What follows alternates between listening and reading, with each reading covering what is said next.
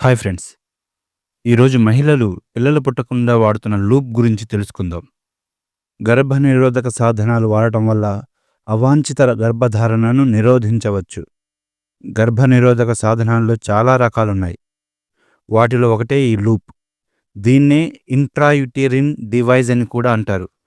దీన్ని గర్భాశయంలో అమర్చుతారు. దీని పని అండం వీర్యం కలవకుండా చేయటం. అలాగే ఫెలోపియన్ ట్యూబ్ల నుండి అండం కిందికి రావటాన్ని ఆలస్యం చేస్తుంది. అండం గర్భసంచిలో కుదురుకోకుండాను అడ్డుకుంటుంది. ఇలా ఫలదీకరణ జరగకుండా, గర్భం ధరించకుండా కాపాడుతుంది. టీ ఆకారంలో ఉండే ఇది చాలా చిన్న పరికరం.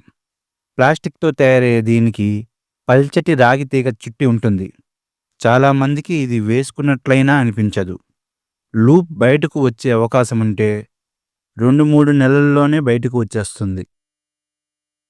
అయితే దీన్ని వేసుకున్న తర్వాత కొంతమందికి నొప్పి ఉంటుంది.